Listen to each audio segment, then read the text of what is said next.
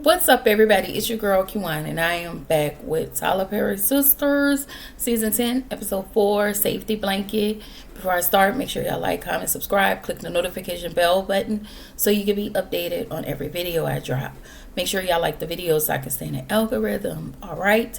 First of all, shout out to y'all because of the sister video. Your girl got about, 10? Wait, I went from 706 to 726 subscribers. Okay, your girl video went up to 1400 views. Okay, so shout out to y'all. Okay, all the comments, like, I love y'all. Okay, even listen, shout out to my regulars because y'all really make me feel good when y'all put y'all comments in my comment section. Like, put them in there. Okay, y'all know I'm always here. I'm always responding. So shout out to all of y'all. Welcome to my new subscribers. Okay, I hope y'all like my content. All right, I'm gonna say this. It made me cry a couple times because a couple things kind of triggered me. I really thought this episode was good, and Madison coming in, Madison made me smile, and I was like, come on, chocolate. Okay, when I tell y'all she gave dark chocolate with the lip. Okay, all right. So anyway, I'll tell y'all the parts that made me kind of child. I had to pause and be like, wait. Okay. The episode starts with Zach and Fatima. They're laying in bed. They heard a noise. They automatically get up and thinking that whatever noise they heard, they feel like it had a lot to do with, automatically thinking that it has something to do with Andy's car being blown up and, that whole situation, right? So Fatima thinks that it's somebody Dr. Cruz know, and she felt like that they should send a message to Dr. Cruz and whomever is doing it, or make them disappear. Listen, I won't begrudge you if you call your cousin Madam. Okay, I won't. That's all I'm saying. Anyway, we finally meet Madison, y'all. So after four episodes, Miss Madison, that's played by Tunde, I don't know why I love her. She has this energy, and I'm okay with it. Okay? So she walks into the fake ass Jamba shop. Jamba. Is it Jamba? Or the fake ass Smoothie King? Because y'all know Rich ain't getting on my nerves this much. Okay? Not even Tony today. I was actually tolerable with Tony and Rich today. And that doesn't mean that may not have been for y'all. But for me, I didn't, I was like, okay, fine. And so she's actually an entrepreneur, and she wanted to collab with local businesses, and she saw Rich's and she wanted to collab with him. So I'm pretty sure this is probably going to lead into her once Zach, I guess, decides he wants to buy in the gym. So I think she's probably going to want to collab with Zach and with Rich, like into that, wellness type situation. That's what I think. So we get to Danny. She's actually having flashbacks of her assault, and we see the bruises all, on her neck, and she's echoing the words, "I am the police." Like, she can audibly hear him say over and over, "I am the police." I think this moment was scary for Danny, and probably because he was the police, and probably maybe she saw something in his eye that she did not see in the other person's. And I want to say, if y'all correct me if I'm wrong, I think she did say that happened to her in college as well. So I absolutely felt bad for her. Like, Normally we get Danny that just, that just, ugh. But we very seldom get this side of Danny. So I was okay with it. I was okay, not what would happen. I was okay with this portion of Danny. Like, being scared. Like, So, we see Andy at the hospital. She's visiting Sabrina, and we find out that Sabrina made it through the night. So, shout out to Sabrina. Okay? But she's still, Sabrina's holding her own. And this was the exact part that made me, because I started crying. And they say they helping Sabrina breathe. Y'all know she's breathing through the ventilators, or the oxygen or whatever, the ventilators, because her lungs collapsed, but she is stable. And the only reason I cried, and y'all know I always got a little minute of the story, that's what happened to my mom. My mom went into, her lungs collapsed. I think she went into cardiac arrest. I don't even know why I'm forgetting. But she had to have the vents to keep her going. And she was on the ventilator for a week. And when I made it, she moved. She heard my voice, and I think she moved. And the next morning, she passed. Anyway, that's too much, because next week is my mom's birthday. Anyway, y'all ain't come here for that. That's my girl. I just want y'all to know this is my girl. But Sabrina is stable. So Andy wanted to know if Sabrina's going to wake up. And the nurse tells her, listen, I've seen things go one way, and I've seen things go another way. I've seen different responses with people whose situations were worse and whose situations wasn't as worse. So it could go either way. Anyway, Maurice, we finally get original Maurice. And he gets a knock on the door, and he was like, who is that knocking on my door? It better be this, or it better be that. And so he goes to the door, and it's Pam with pastries or whatever. And she wanted to know, she was just wanted to check on Maurice and wanted to know if he gotten any sleep. When I tell you, I love the Pam and Maurice dynamic. Like, I really enjoyed that dynamic. So he was like, girl, I tossed and turned. And Pam lets him know, listen, I didn't have no nightmares, but I had a different type of dream. And I just felt like, okay, they got a kiki between them. And I actually like their on-camera chemistry. Like, I feel like they match each other. So, I'm sorry, y'all. Pam asked about Dylan, and Dylan is still with Paige. And of course, this was an overnight situation. So everything just happened the way they have it. Even though it's 4 weeks for us, I think it's 24 hours for them. So Maurice admits that he is kind of lonely without Dylan. And Pam just kind of came by to bring pastries, niceties, to check on him and to let him know that my girl went to church and dropped Sabrina's name in a prayer box. Shout out to you, Pam. Shout out to you. Okay? So Maurice tells Pam that he is scared to head over to the hospital because he don't want to be so emotional. And so Pam was like, you should be there with Sabrina, encouraging her and motivating her to fight. And he tells her to be like Apollo Creed coaching Rocky. Give her that tough love.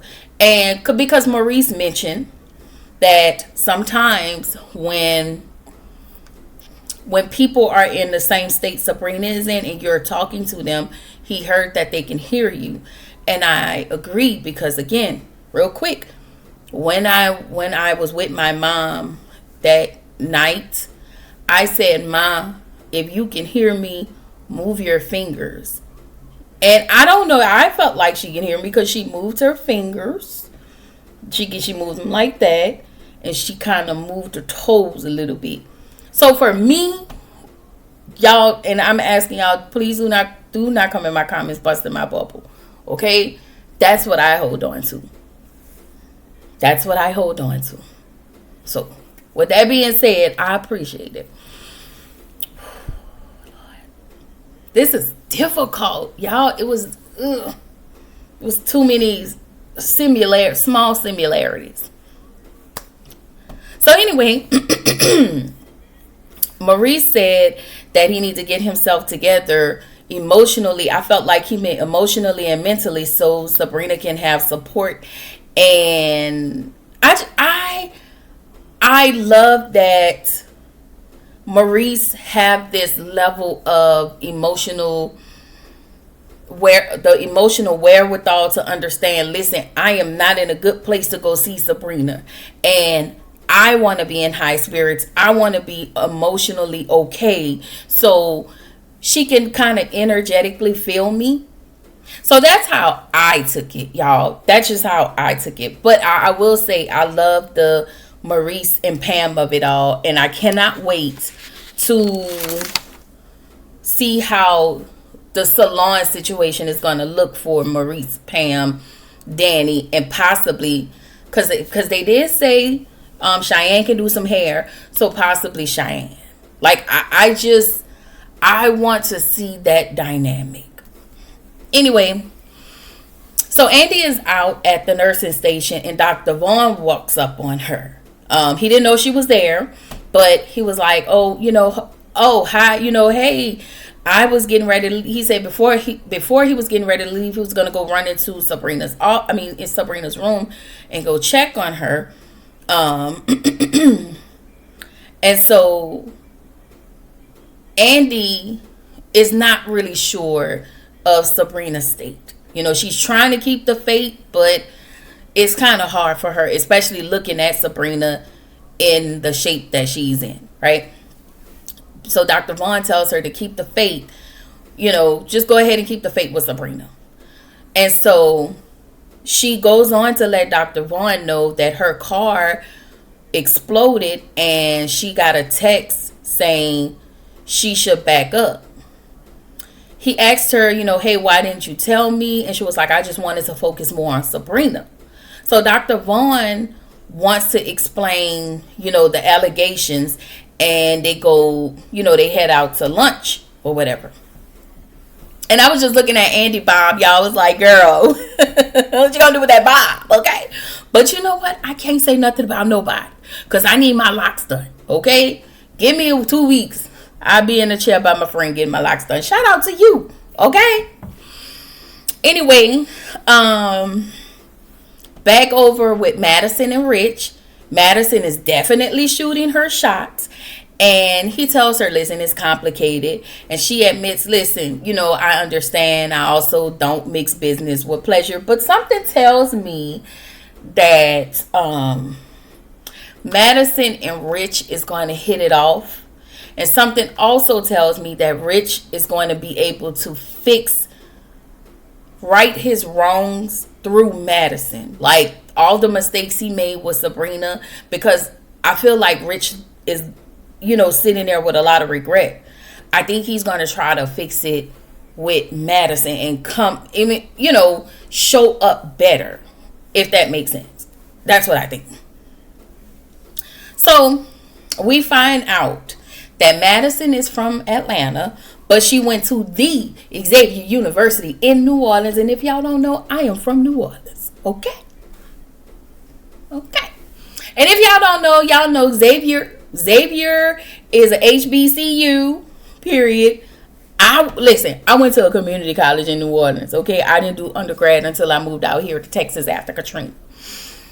Anyway,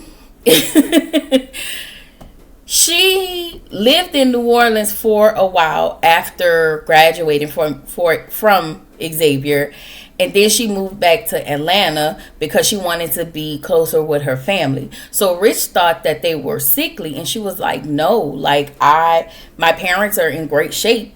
I just wanted to be with the people I love and not have some type of regret because I didn't choose to come home and be with them and be that person that's trying to jump into the casket, because I didn't maintain or keep a relationship with the people that I love the most. I get it. I also understand, I'm going to say this again, they're going to be a thing. This is going to be a thing. We don't know how far that this is going to go. Okay, shout out to Courtney. He is slowly giving us story. Okay, Courtney is giving us story. So anyway, we finally get Dr. Vaughn's side of the situation. So Dr. Vaughn tells Andy the incident that she's referring to is the incident that she was referring to happened when he was a first year resident in medical school, and at that point he was still learning. He was still in his learning phase, questioning everything he thought and he knew. So he said he was shadowing Dr. Cruz, which Dr. Cruz was the chief obstetrician, and he noticed certain disparities and questioned them. But Dr. Cruz led him to believe his own judgment. Dr. Cruz led Dr. Vaughn to doubt his own judgment and himself.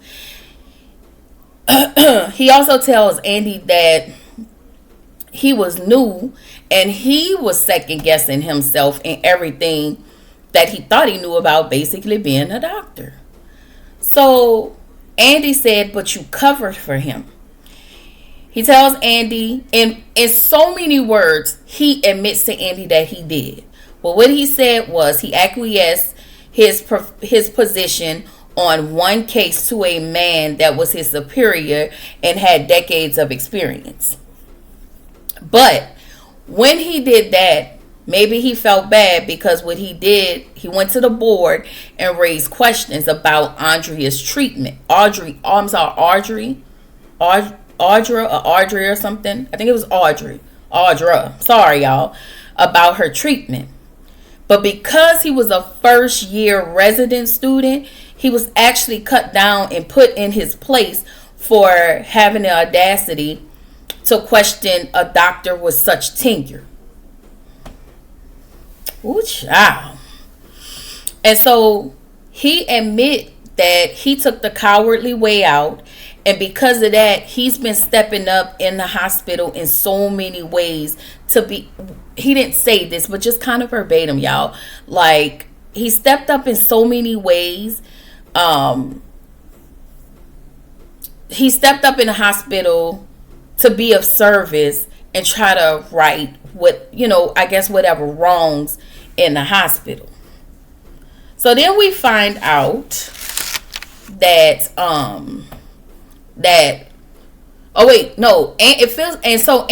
Andy wants him to do more, but it was like Dr. Vaughn said, based upon my melanin, I can only do so much. If it's him against the hospital and going against the medical board, and I'm pretty sure Dr. Cruz has a good name around. And Dr. Cruz has been allowed to run amok. How? I don't know. I do not know. But anyway, Dr. Cruz has been placed on administrative leave pending investigation, which probably means he's still getting paid. I don't know, y'all. Explain that to me, because in my brain, it translates as his raggedy is still getting paid for unaliving black women and their babies. Okay? So we also find out that there is a possibility that the hospital could be liable because they knew the things that Dr. Vaughn was doing, and that there's that. Also, Dr. Vaughn has agreed to testify, and she was like, why? And she was like, well, maybe, he want to do the right thing because possibly the right thing has its rewards. And I was here for Dr. Vaughn. Like, I know I gave him a hard time in that last episode, that second to last episode, last season. But me and Dr. Vaughn, we see each other. Shout out to Candy, okay? So anyway, um, we back at Danny's, and Danny gets a knock on the door. She grabs her knife. She asks, "Who is it?" It's Tony, but she asks again. Like, maybe she was trying to recognize the voice because, again, she is scared. I get that people are probably going to give Danny a hard time because she may have opened the door, let another man come to her house. And I think I said that in my last review, like, she needs to be careful of people. But I hope we can find out whatever information next week when Danny talked to Andy and it looks as though it's going to be her and Fatima. I'm hoping that Andy gives whatever information to Danny about that police officer. Anyway, and then we can get rid of him. If listen, I do not like Hayden. In fact, I don't ever want to see Hayden or Gary on the screen. But we can replace him with Hayden, okay? A changed version of Hayden. That's all. But we just don't need this, okay? We don't need this officer. We really need him locked up. That's all. So, Tony, she opens the door for Tony. He walks in the door, and Danny does look disheveled. Like, yeah. And he asks if she's okay. And he was like, "What are you doing walking around with a butcher knife?" And she was like, "I'm about to cut an apple." And he was like, "Who cuts an apple with that big ass butcher knife?" And so he asked her what's going on because he knows something is wrong, but she's being evasive about it. She doesn't want to talk about it, And so she asks, "Why are you here?"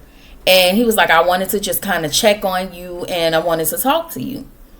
And so he look around the house because he see things out of place and notices what's going on right here. So Danny at this point is checked out. Okay, she is checked out. So Tony tells her, "I see the bruises," and he asks who did it. And so before we could get that conversation going, we get over to Andy. Listen, Dr. Vaughn will now be called Reg. Y'all know when they change on a soap opera, when they change from when they bring in a whole new character. I don't know if y'all watch Beyond the Gates, but when they change Ted's character, and before they change the character, they'll get Ted will now be played by such and such. That's all. Sorry, y'all. But Andy and Reg, okay, because that's what we gonna call Dr. Vaughn.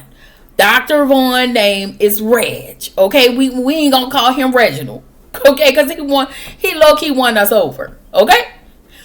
So her and Reg is still talking about how both of them overwork. They do a lot and they don't get enough sleep, and it's like kind of need y'all to do better. Okay, and if this you who are watching my video and you're overworking yourself, you're doing all of the things, don't do that. Get yourself some sleep. Okay? Rest your brain. Okay? Anyway, she want to know why, he's helping and, telling the truth. And it's like, Andy, listen. Now, you done been on this man ASS and you have given this man a hard time. And now you keep asking him why. But I get it. I get it. So, at this point, Reg was like, listen, I want to get to know you. Okay? I want to get to know you. Y'all know Reg like Andy. Reg like Andy. He like her. Okay? He like her. And again, we like Reg. Okay?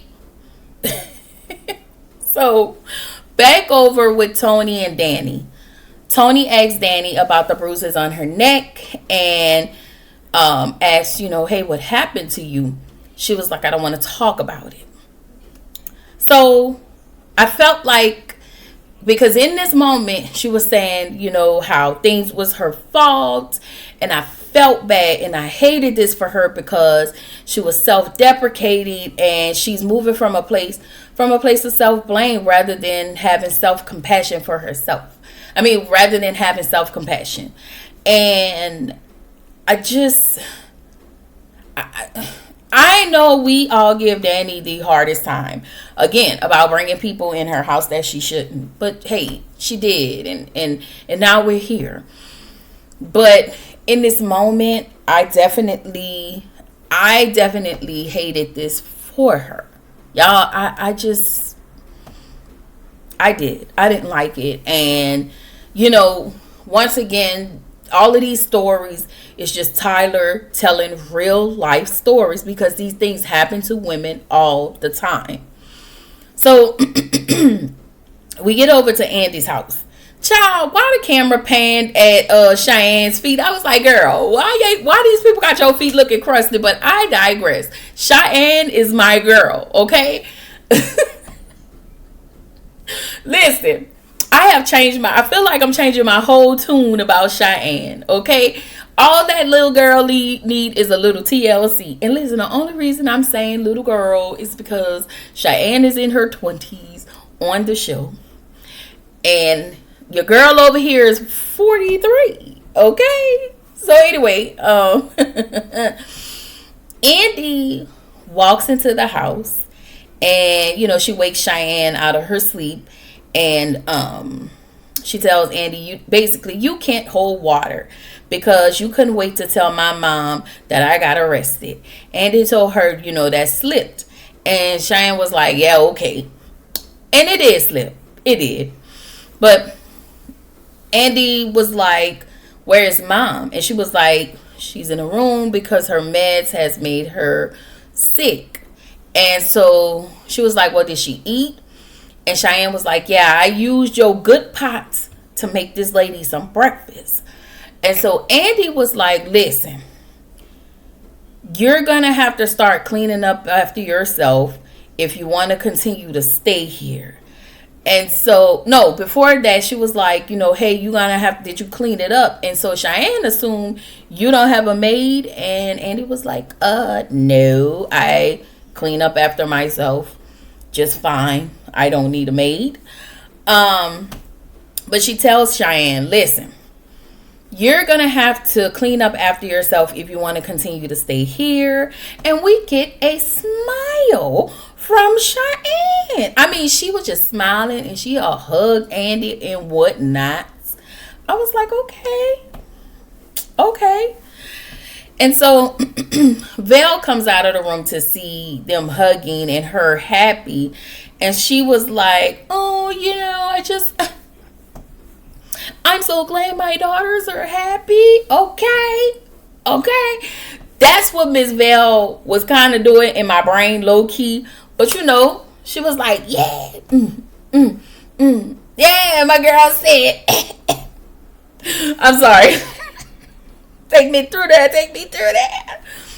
That's how Miss Val was in the inside.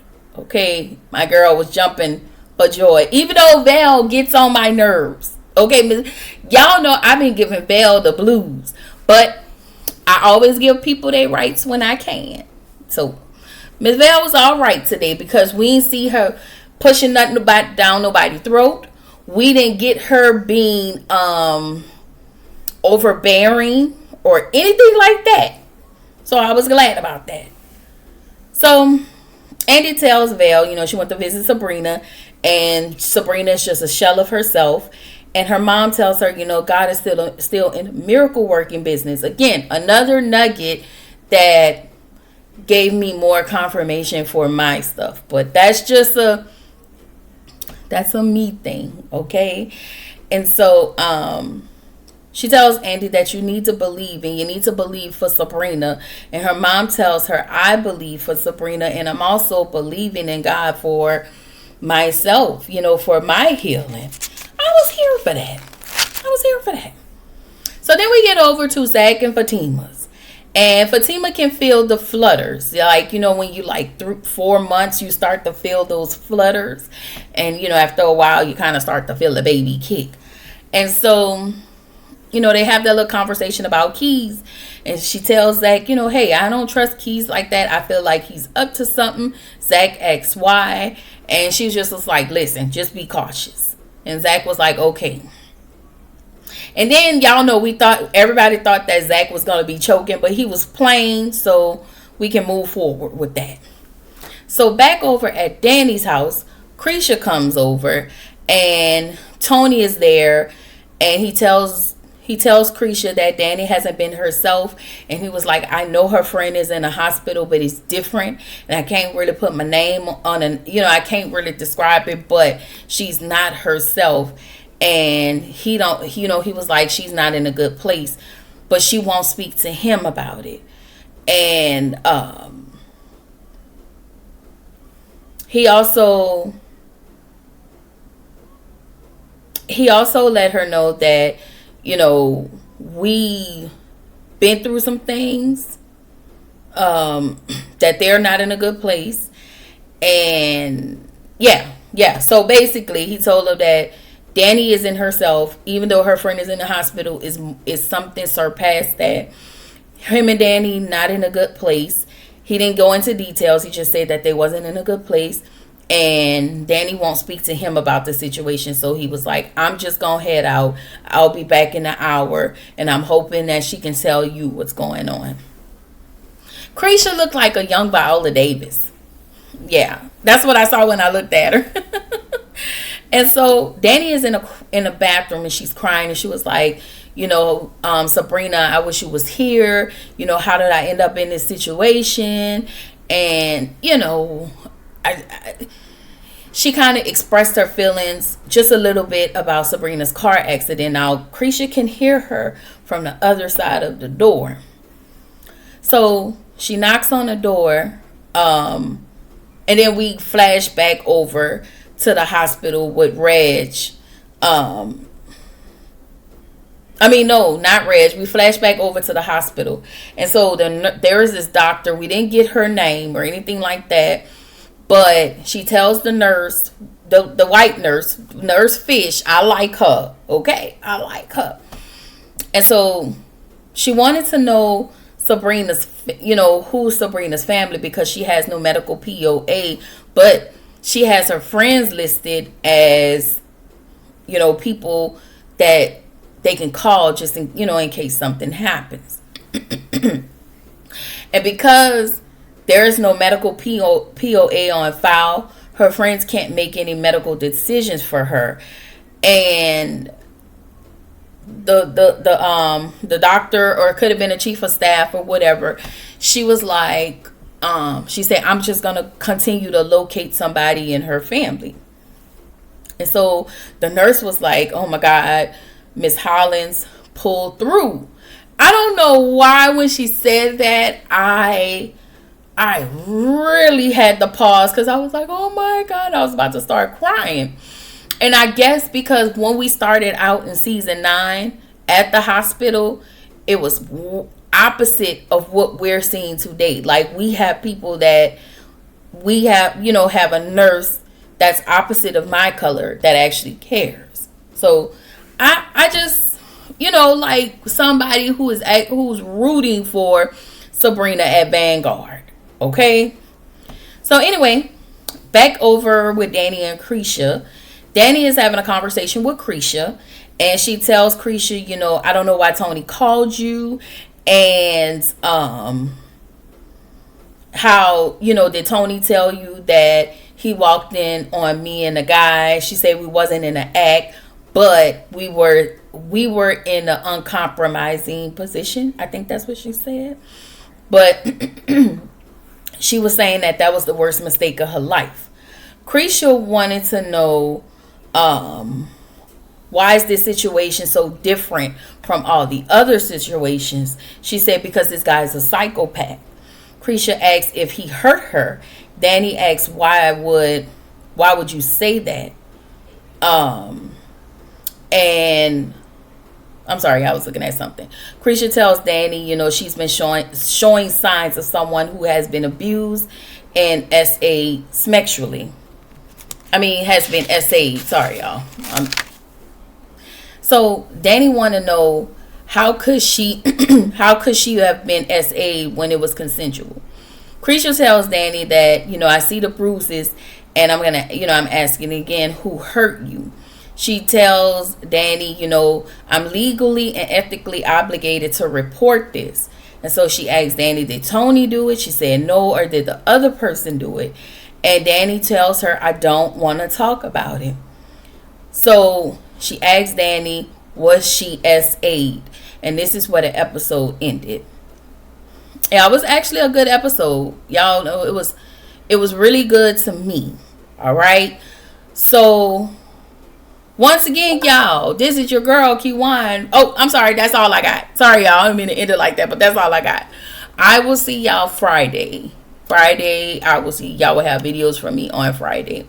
Anyway, this is your girl, Kiwan, reminding you to keep showing up, keep growing, stay true to yourself, and I will catch y'all in the next video. Bye.